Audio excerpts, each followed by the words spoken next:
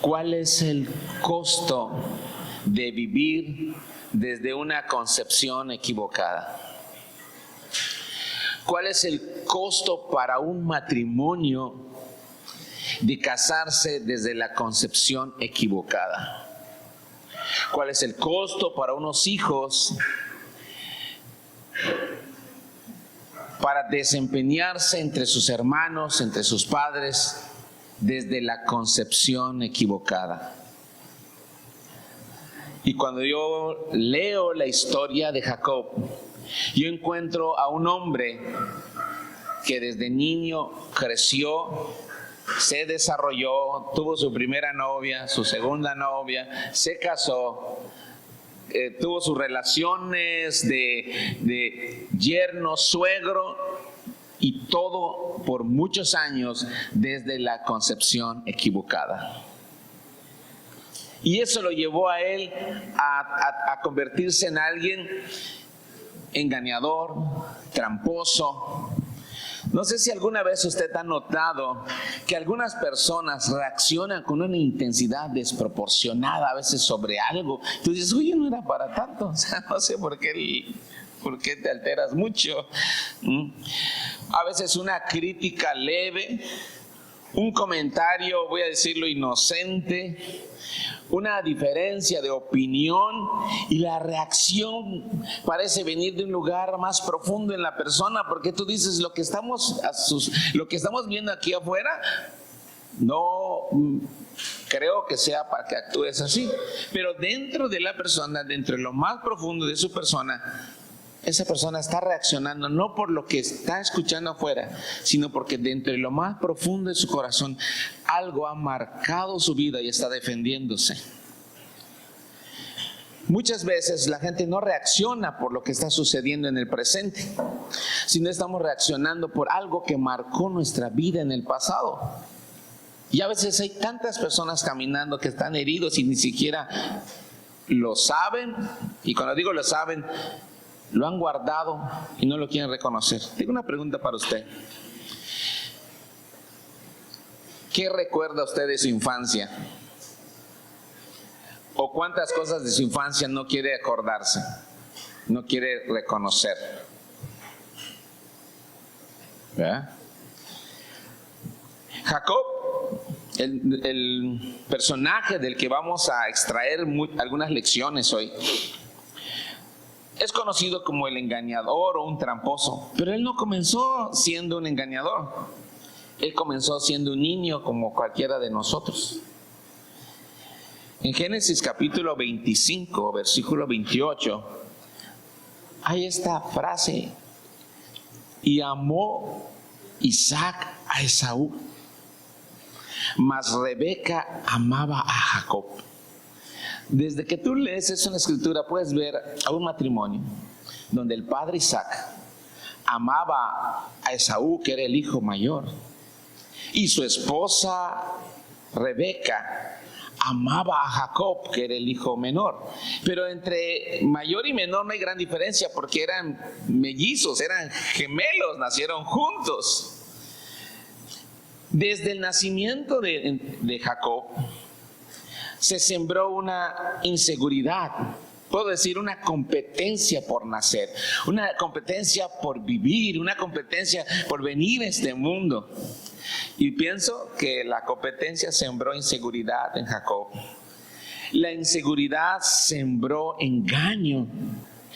Y Jacob no solo quería la primogenitura de su hermano, quería sentirse suficiente.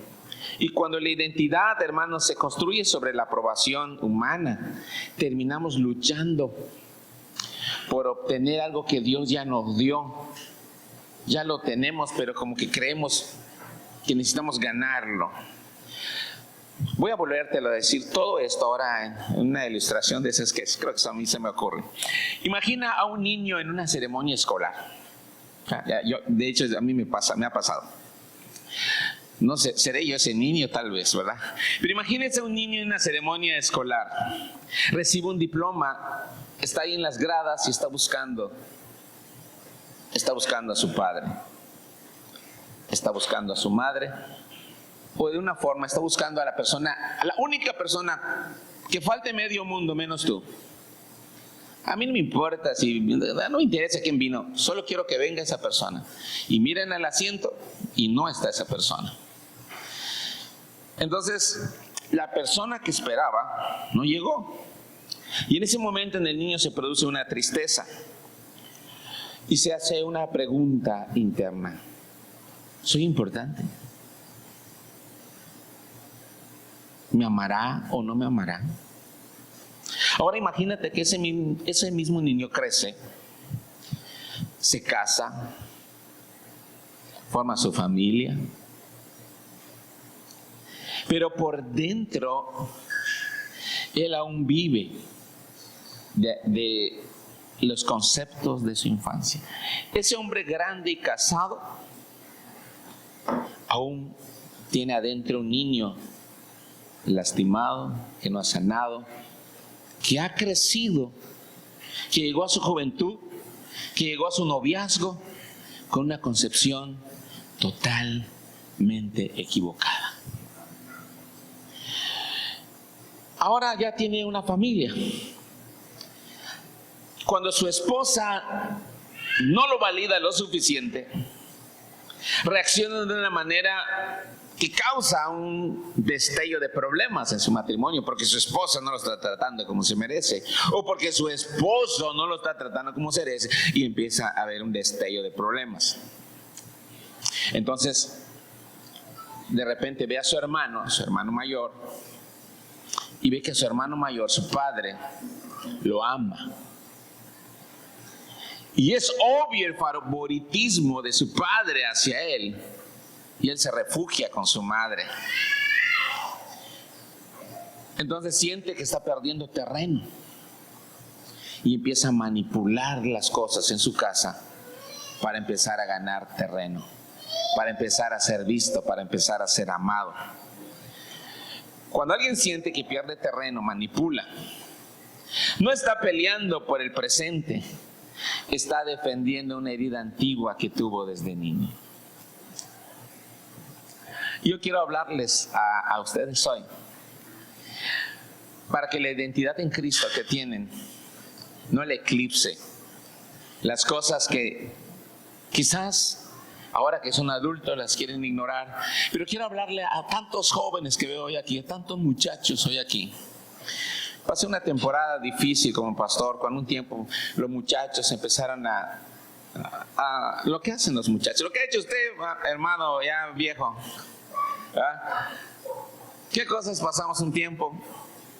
De repente muchachos que tienen 2 novias, mentirosos, quieren aparentar una vida de piedad, truenan con una novia, a los 10 minutos ya tienen otra, la presumen, quieren decirle a medio mundo que no les importa que los hayan cortado, que tienen una nueva novia, no van a su escuela, se escapan, engañan a sus padres, esconden ahora en la tecnología, en el WhatsApp, que lo vean todos menos mi papá o menos el pastor. Yo no me imagino cuánta persona me tiene bloqueada en su WhatsApp, pero el Señor les redarguya en su corazón.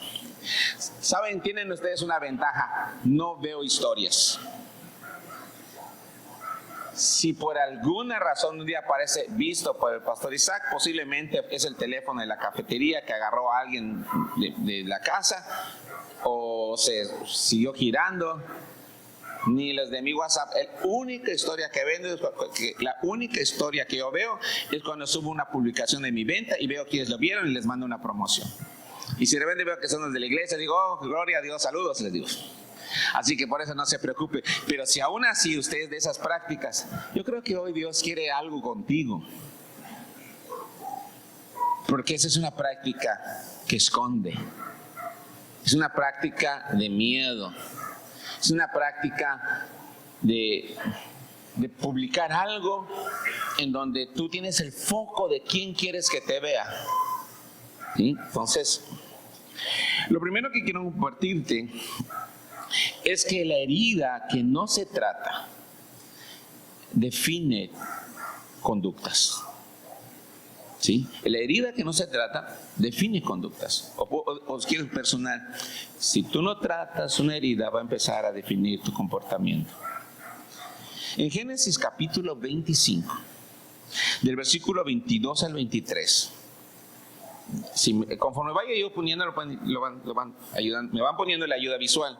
En Génesis 25, versículo 22 y 23, en una manera compacta, lo que dice ese pasaje es que el día del nacimiento de Jacob y de Esaú, cuando nació Esaú, Jacob vino agarrado de su carcañal. Vino una lucha entre ellos dos. Desde su nacimiento hay una lucha en el vientre. Luego en Génesis capítulo 25, versículo 28, se dice claramente que Isaac amaba a Esaú y que Rebeca amaba a Isaac. Había un favoritismo abierto. La casa donde Jacob debía aprender identidad se convirtió en el lugar donde lo que aprendió fue compararse.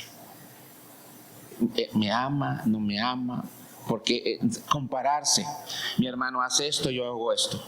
Mi hermana hace esto, yo hago esto. El lugar donde él debía tener una identidad. Por la manera quizás no sabia de sus padres. ¿Ya? A veces, ¿cuántas mamás harán lo que hizo Rebeca con Esaú? ¿Cuántas mamás están cuidando a su nené? Tremendo barbaján. 50 años de nené. ¿Ah? Toda la vida lo han protegido. Por eso todo el tiempo le pasa tonterías y nunca prospera como hombre. O una mujer, es un nené, es una niña. La mamá, mátenme a mí menos a mi hija, ¿no? O sea, yo me tiro, ¿ah? Y por eso su hija es una porquería. La verdad, hay mujeres que son un escándalo, así como hay hombres que son un escándalo, son porquerías. Así es una realidad. O sea, porque crecieron mimados, crecieron bajo el favoritismo de sus padres y nunca los han permitido enfrentar la vida. Todo el tiempo les han solucionado sus problemas. Todos son culpables menos ellos. En Proverbios 4:23 hay una declaración muy marcada. Sobre toda cosa guardada, guarda tu corazón. Porque de lo que tú asimiles, lo que tú abraces, lo que tú absorbas en tu corazón, va a definir tus conductas. En Hebreos 12:15 dice que debes cuidarte que no brote una raíz de amargura. Que no brote. Que no brote una raíz de amargura. Mira, te voy a citar los pasajes porque veo que estás escribiendo. Es que era muy grande, lo quise hacer en un sermón y me di cuenta, no se puede mucho. Vamos a hacer 3 sermones. ¿Ok? Génesis 25, 22 al 23, lucha desde el vientre. Génesis 25, 28, un favoritismo abierto. Por esas razones, Proverbios 4, 23 dice, sobre toda cosa guardada, guarda tu corazón. Hebreos 12, 15 dice, que te cuides, que no sea que brotando una raíz de amargura dejes de disfrutar la gracia de Dios. Todo lo que te estoy diciendo ahorita lo quiero compactar en una frase para que recuerdes, en una frase para que cada cierto tiempo tú puedas entrar en una reflexión y decir, creo que esto que me está sucediendo tiene que ver con lo que predicó el pastor hace un domingo. Y te lo voy a decir así, escúchalo con atención. Si quieres apuntarlo, apúntalo. Las raíces no se ven, pero sostienen todo lo que se ve. Lo que tú haces, lo que la gente ve, la manera en la que te comportas, tienen raíces. No las vemos, no las conocemos, pero es tu silencio. Es lo que tú tienes dentro de tu corazón que has guardado por los años. No se lo quieres contar a nadie, pero todo el tiempo estás reaccionando. Entonces, las raíces no se ven, pero sostienen todo lo que se ve. Cuando leemos esta parte de la historia en la vida de Jacob, lo que no se sana en el corazón se manifiesta en la manera en la que te relacionas con las personas. Lo que no se sana en el corazón se manifiesta en la manera en la que tú te relacionas en tu vida matrimonial. Se manifiesta en la manera en la que tú te relacionas con la gente de tu trabajo, con tus amigos de la escuela.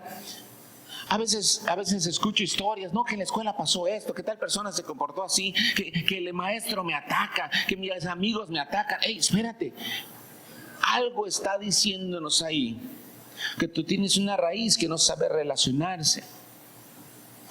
Algo está diciéndonos ahí, que tienes una batalla cuando estás en medio de esos círculos conflictivos. Cuando Jacob llegó a cierta edad y vio a su hermano, yo quiero imaginármelo ahí. Estaba Jacob. Ay, es que necesitamos esto. Yo quiero imaginarlo en ese momento. Está Jacob en su casa. Quizás le gustaba la cocina. Aquí hay algunos hermanos que les digo, te necesito en mi equipo. Yo soy muy malo en la cocina, pero hay gente que tiene un buen gourmet. Y le digo, vente en mi equipo. O sea, ¿por qué? Porque si él está en mi equipo es garantía que vamos a comer sabroso. Entonces imagínate a Jacob, está cocinando. Y mientras cocina está viendo a su hermano, que su hermano está viniendo. Son diferentes, son dos hermanos distintos, son dos hermanos totalmente distintos, opuestos. Uno hijo de Rebeca, otro hijo de Isaac, otro crecido bajo los cuidados, la delicadez de su mamita. Y el otro crecido bajo la rudeza de un hombre de campo. Entonces llega Esaú, un hombre rudo, un hombre cazador, marcado por la vida y arrayoteado. Y el otro bien fifí, bien peinado con su gel, su pot gigante. Está ahí marcado y está cocinando. Y en su cerebro cruza algo. No nació ahí, lleva rato que lo tiene. La primogenitura es una bendición. ¿Será que por eso aman a Esaú? Pero se la voy a quitar. ¿Cómo? Está pensando darle un bajón a su hermano. En ese momento Isaac ya tiene un tema con su hermano. ¿En cuántas casas no hay temas entre hermanos? Es que a mí nunca me han querido. Es que toda la vida lo duro a mí me lo diste y a él tenía gel. ¿Verdad que eso suele suceder en muchas novelas yucatecas? ¿Sí? En Génesis capítulo 25, del versículo 29 hasta el 34, es para que tú lo leas, tienes que leerlo. Jacob compra la primogenitura de su hermano. Llega cansado el otro, ay, tengo hambre, invítame de tu guiso. Le dice, sí te lo doy, pero si me vendes tu primogenitura. Y el otro le dice, ¿mi primogenitura? ¿A quién importa la primogenitura? Quiero comer, dámela. Pero Jacob estaba pensando intuitivamente. Las mujeres piensan intuitivamente. Los varones piensan prácticamente. Es una generalidad, no es un absoluto. Pero de repente es que yo siento, a mí qué me importa lo que sientes, es vamos a decir y punto. Es que yo me imagino, bueno, no es lo que te imaginas, estoy cortado y está velo. Es que yo siento, no, escuchen. Entonces Isaac está siendo educado bajo una perspectiva de intuición. Esaú está siendo educado bajo una perspectiva del garrote. Párate, haz esto, levántate. Y Isaac orgulloso, ese es mi hijo, cazador, macho alfa, lobo plateado. Isaac está siendo crecido. Mira, hijo, esta es la vida, esta es esta, mira, protección, manipulación, chantaje. Isaac, no me quieres. ¿Por qué, mujer, no te quiero? Es que no me has comprado esto. No, sí, cómpralo. Ya ves cómo se logran las cosas, Isaac. Sí te doy el plato de lentejas si me vendes tu primogenitura. 2 educaciones, 2 conceptos. Alguno tenía la razón, alguno era el pecador. Yo no sé bajo qué concepto esté usted educando a sus hijos, ni bajo qué concepto estés creciendo como joven, ni bajo qué concepto ahora tu relación esposo y esposa está funcionando. Pero la herida que no se sana o la herida que no se trata define tu conducta. Lo segundo que quiero compartirte esta mañana: cuando la identidad depende de otros, vivimos compitiendo. Jacob, hasta este momento de la historia que te estoy contando, vivía midiendo su valor en comparación con Esaú. Y eso sigue ocurriendo en muchos lugares hoy. Y es posible que esté ocurriendo ahora mismo en alguna de las familias que están aquí hoy sentadas. Y sigue sucediendo en matrimonios donde uno no se siente valorado, siente que su cónyuge, ya sea siente que su esposo o siente que su esposa no le da su lugar, se siente menos, siente que por más que se esfuerza, siente que la otra persona es mejor o logra más cosas. O sea, existe en esos momentos en muchos corazones la misma conducta de Jacob, que está midiendo su valor en comparación. Entre hermanos que compiten por reconocimiento. Pero mira a tu hermano cómo le va. Pero mira a tu hermano cómo le va. Ay, mamá, yo soy diferente. Por eso, porque tú eres bruto y él es inteligente. Sigue sucediendo hoy. Entre hermanos que compiten por reconocimiento. En familias donde el favoritismo ha dejado marcas.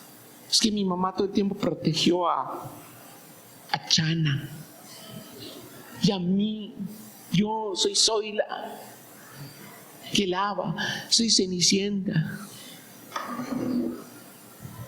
Puedes agarrar tu corazón y decir: Señor, seré yo. ¿Qué te parece si leemos lo que un día Pablo le dijo a la iglesia de Corintios? Una iglesia revoltosa.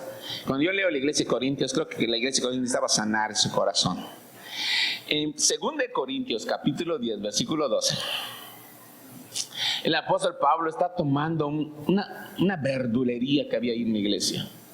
¿Ah? Esas verdulerías que a veces en todas las mejores casas suceden. La verdad, como pastor, a veces cuando veo que alguien empieza a entrar en esa verdulería y que me dijo y que no me dijo y que habla con el pastor y que dile esto y después que viene la exhortación o la confrontación, sale gente herida, no te hablan 2 meses, 3 meses, empiezan a pensar que se van de la iglesia, o de repente empiezan a decir: pues voy a hacer mi círculo, aquí me siento seguro, aquí me aman. Todo eso es reflejo. Todo eso es reflejo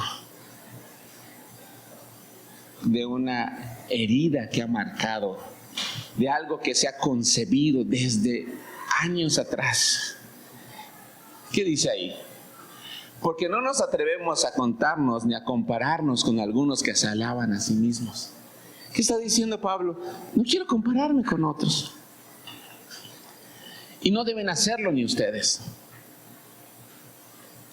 Comparar en el sentido justo no es malo. Comparar para poder ver, para poder corregir. Pero comparar para valerte es un error. Comparar para sentirte bien es un error. Comparar para darte una validación es un error. O comparar la magnitud entre una llamada de atención y otra es un error. No porque sea justo. No quiero hablar del tema de la justicia. Quiero hablar del tema de la concepción. Es el tema de la concepción.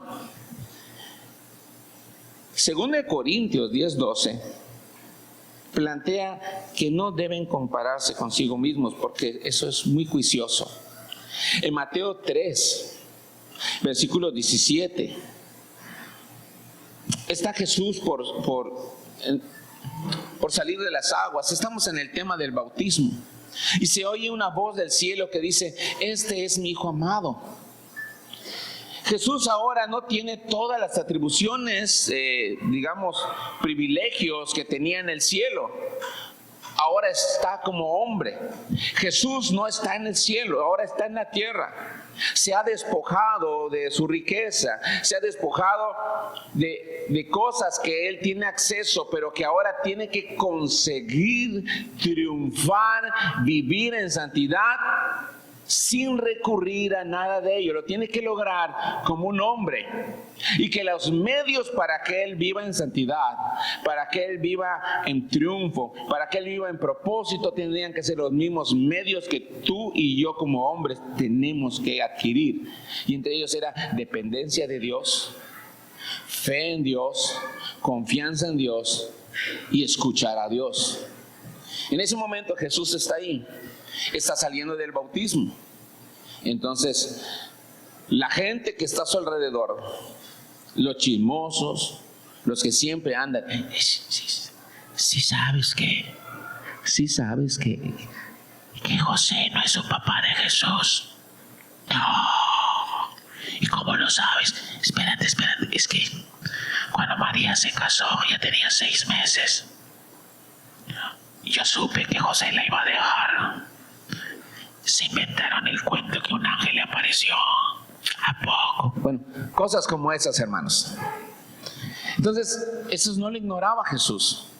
Jesús no ignoraba que José no era su padre biológico. María sabía que Jesús había venido de un milagro. Era una familia que había vivido eso. Y toda la gente que lo conocía, cuando él sale a predicar, la gente decía como que,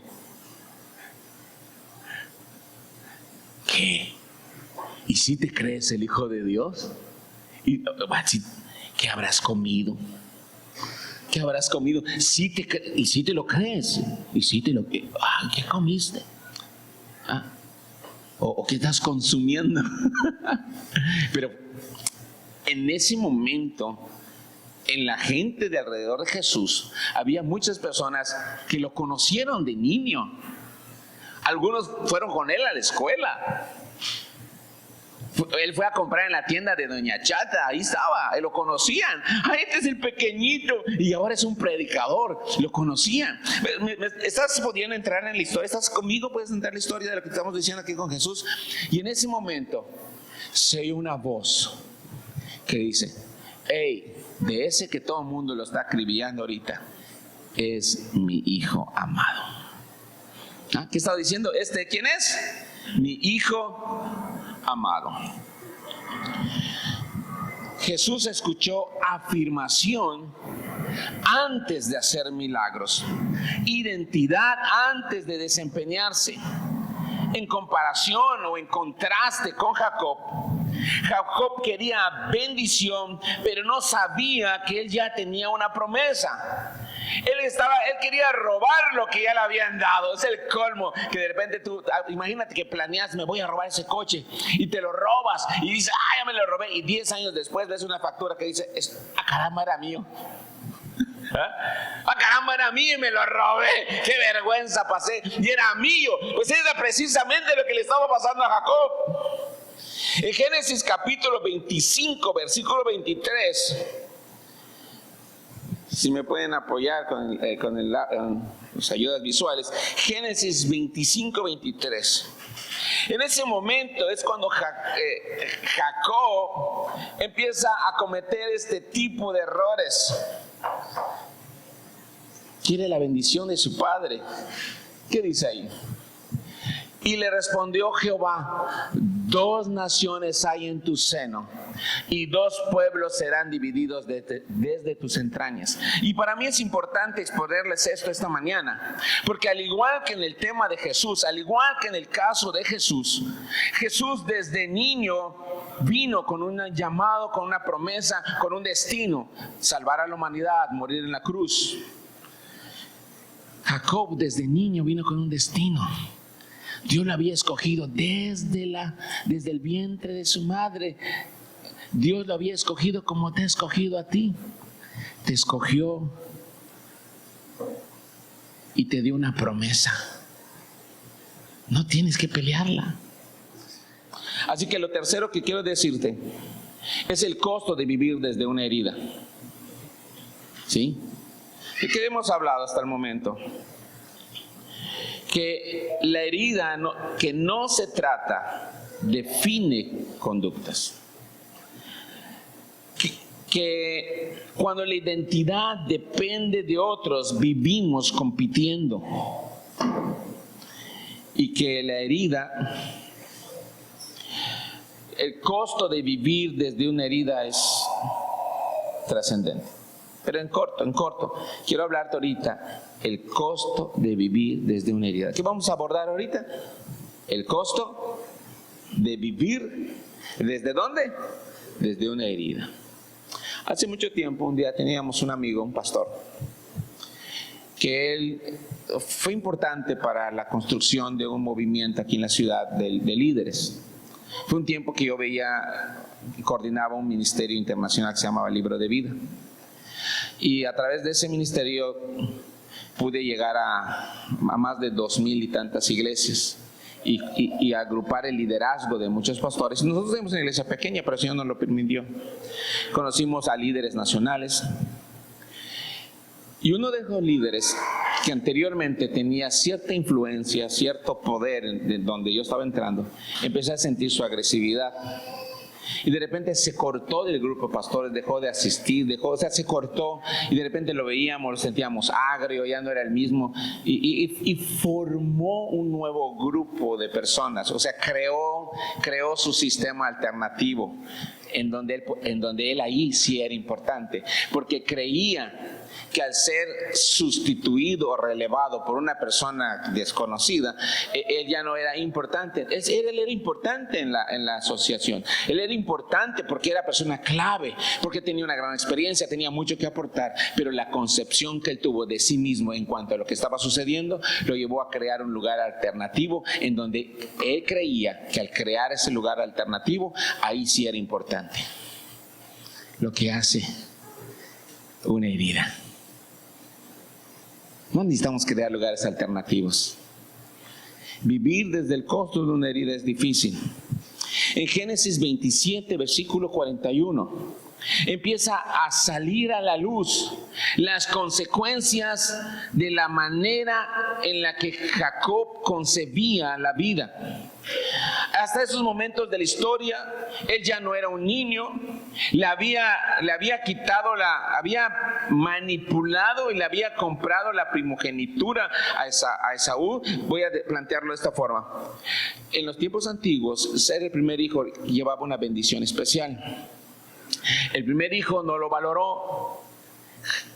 Jacob la deseaba y le dijo: júrame aquí delante de Dios que al darte este guiso, tú renuncias a tu primogenitura y ahora yo soy. Se la dio. El otro tenía hambre, ¿no? Después, segundo, cuando llegó el día de la bendición, por consejos de su madre, engaña a su padre y entonces tima a su hermano y le quita la bendición. Entonces eso su hermano no se lo perdonó. Su hermano se sintió, dije: oye, te di mi primogenitura pues porque siento que no, pero que engañes a mamá, que engañes a papá, que me engañes a mí. Esto, cruzaste la línea, Jacob. Cruzaste la línea y ¿sabes qué? Esto me tocó hondo. Están vivos los viejitos, no te voy a hacer nada, pero me imagino que lo agarró así de frente, lo agarró. Mírame a los ojos bien, mírame a la cara y recuerda mis palabras. Va a llegar el día que los viejitos no van a estar. Ese día te voy a dar flit.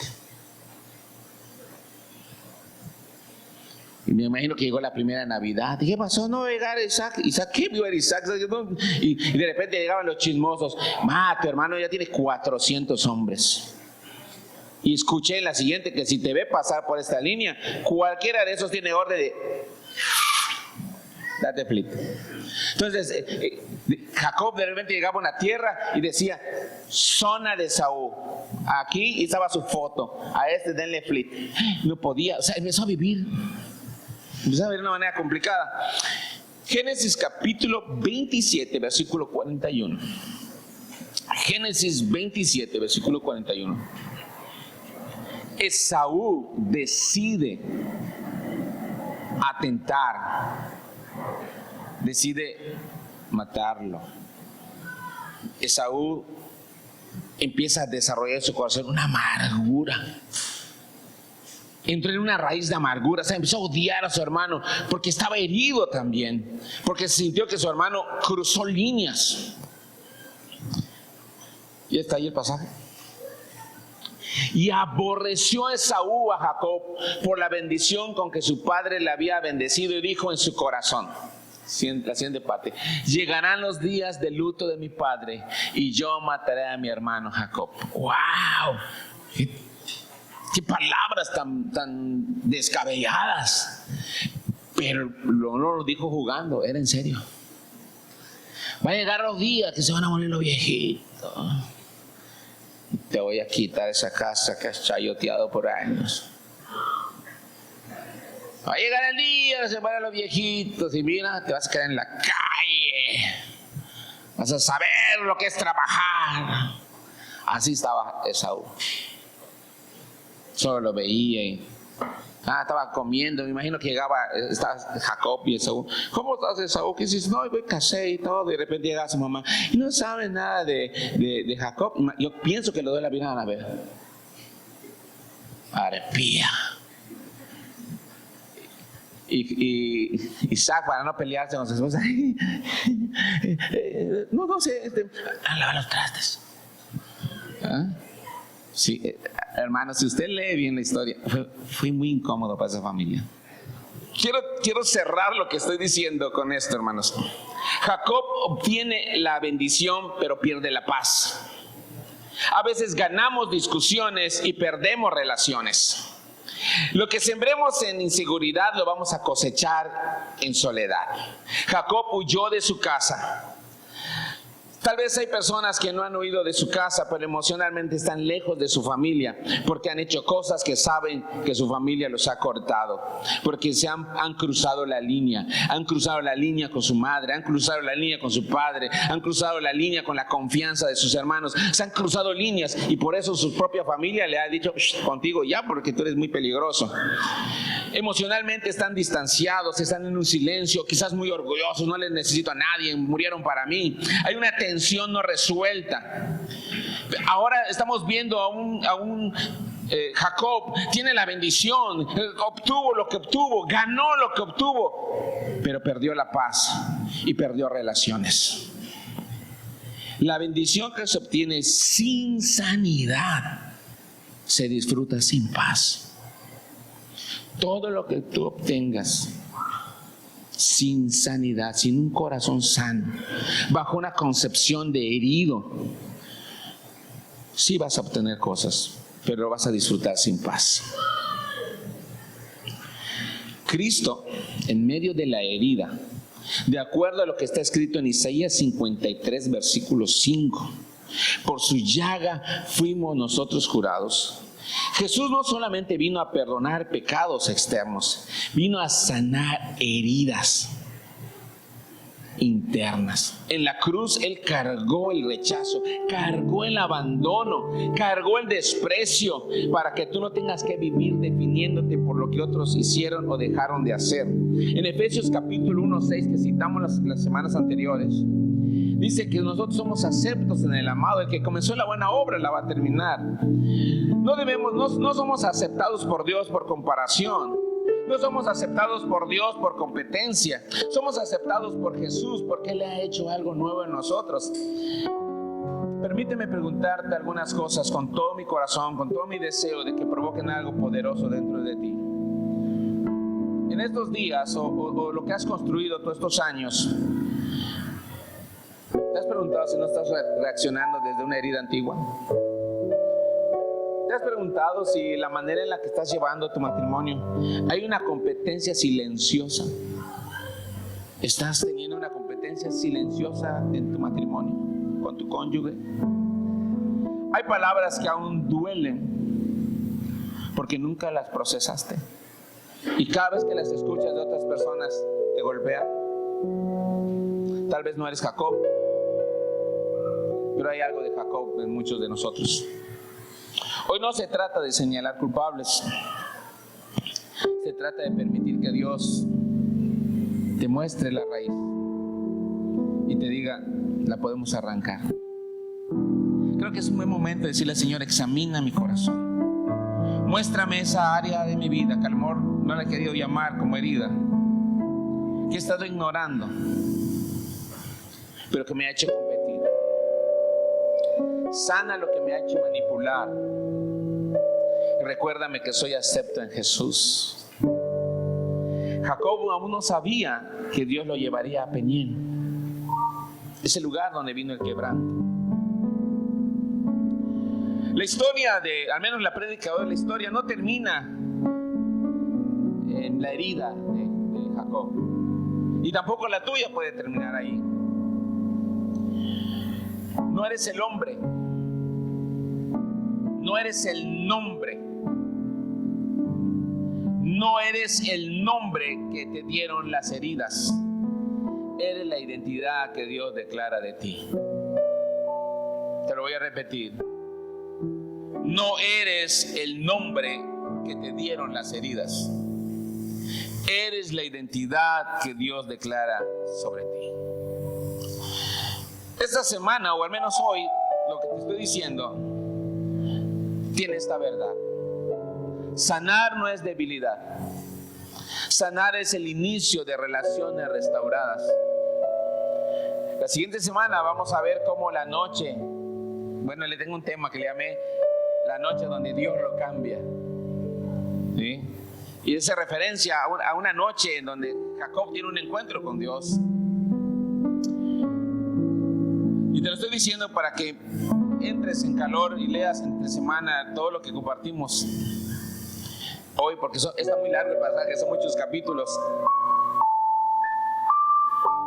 Pero creo que hoy no puedes irte sin que Dios ponga un bálsamo en tu corazón y lo sane. Recuerda que las heridas que no se tratan,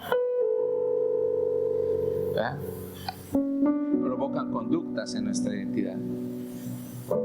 Recuerde el costo de vivir desde una herida. Por eso quiero decirte que con la identidad depende de otros, vivimos compitiendo. No lo haga. En vez de eso, sea lo que Dios dice que es usted ahora. Y si en algún momento ha habido un silencio, Santiago dice que todo hombre sea tardo para hablar y pronto para oír. Mejor escucha a Dios. Escúchale esta mañana. ¿Qué quiere hacer hoy de manera especial para que tus relaciones sean más sanas? Para que el entorno entre tus hermanos, entre tus padres sean más saludables. Tal vez hoy tiene que sanar ese niño como Jacob. Ya sea el que creció entre favoritismos o el que creció segregado y marginado. Hoy tiene que sanar ese niño o esa niña. Ya sea porque toda la vida te has tenido que abrir paso por tu propio puño, o tal vez todo el mundo te ha dicho tantas cosas, o tienes que crear medios alternos para que te sientas validado. Una bendición que es tuya, no tienes por qué robarla, es tuya. Muchas gracias por ver este video. Esperamos que el mensaje haya sido de bendición para tu vida. No olvides que esta también es tu casa y que el Señor está llamando a acercarte cada vez más a Él. Te invitamos a reunirte los sábados a las 6 de la tarde y los domingos a las 10 de la mañana. Muchas gracias y bendiciones.